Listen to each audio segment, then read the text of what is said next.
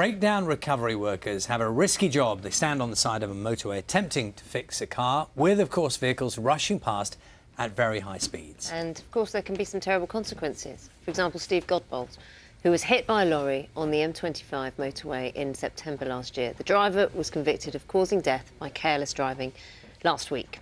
Steve's partner, Sam Cockerill, is here to tell us why she wants to see a change in some of those regulations, joined by Nathan Green, whose car Steve was attending to when he died. Thank you so much, both of you, for joining us this morning. Sam, so sorry for your loss. Can you just tell us a little bit about the incident itself? So, obviously, he was a recovery driver. He went out to recover a vehicle on the 25. As he was loading his vehicle, he was standing in the hard shoulder and was hit by a lorry and was killed instantly. Nathan, you were there because it was your car, yeah, it was my car that Steve was recovering. What time of day was it? Was it particularly busy? You know, and how aware were you of the traffic? Because on the motorway, when you hear the cars go by, they're flying by. You're in that situation, I suppose. You don't actually take into consideration how loud, how busy it really was. But it was just after 6 o'clock in the morning, and already at that time, it was absolutely busy. Cars going completely across all 3 lanes. And a lorry, as Sam said, a lorry hit Steve. Yes. And then obviously the emergency services came round. Was there any warning that this lorry was perhaps even veering you, or I suppose were you just concentrating on the vehicle? Obviously it was concentrating on the vehicle, but it was kind of almost like everything was slow motion at that point. We heard the vehicle and it was just, everything happened that quickly that the lorry had come into the hard shoulder and hit Steve, and it happened pretty instantly. Sam, talk to us a little bit about what you'd like to change now. We'd like to make the road safer for the drivers with red lights on the recovery vehicles, so that it's a danger, so that it's making people more aware that there is a danger. So what they would be flashing lights or something? And just explain to people at the moment what are they allowed to do by way of alerting? They're allowed to have orange lights at the moment on their beacons on their trucks, which obviously I feel a red light would be more visible. What's the argument against a red light? Is it confusing it with the emergency services? Or? I think it's proving whether it would make a difference or not, and obviously with the emergency services as well. There's also, I suppose, Sam, an unawareness by many people. I mean, you alluded to this, Nathan. Yes. When you're standing on the motorway, if anyone's broken down, and most people probably haven't experienced this, the speed, you don't feel that in the car, do you? So there's an awareness of, or lack of awareness with drivers as well. How can that be improved?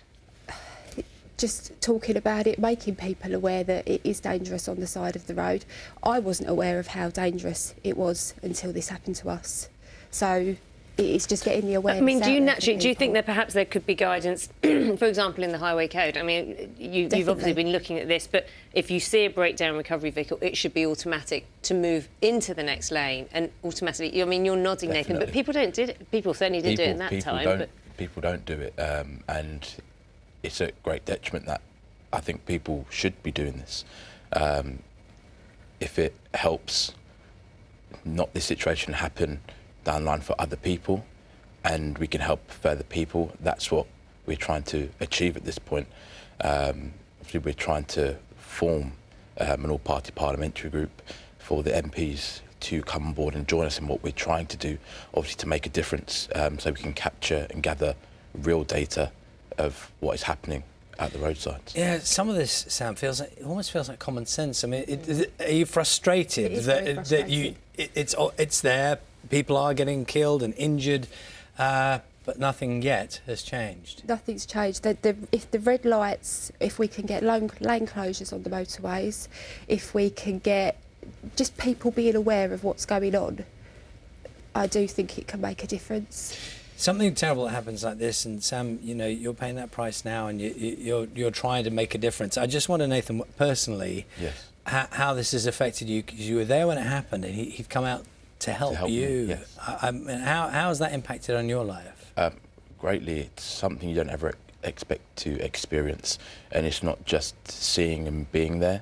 It was beyond that. I had to then deliver CPR for about 20 minutes, 22 minutes until services arrived, because where we were on the M25, and it's something you don't forget. It's something almost, I don't know what happened, but instinct just kicked in and you kind of just do it. But you think, if you're doing CPR for 20 minutes, I'm not the smallest of people, but even then that took a lot of life out of me doing it for that period of time.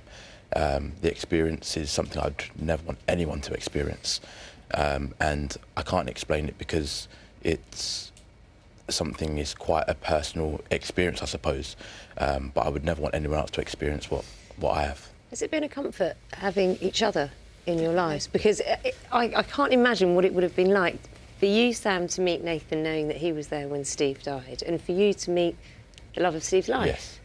As well, and now you're working together. Yeah. He's an amazing person. Well, we understand this is difficult for you to talk about. Presumably, are you getting any satisfaction from the fact that this is now getting talked about at least? Definitely. Is that giving you some comfort? Definitely. I'm hoping that it will be a legacy to Steve and he's not died in vain. All right, we really appreciate you coming chatting to us this morning. Thank you both very much. Thank you very much. Good luck with the campaign. Thank you Thank very you very much. much.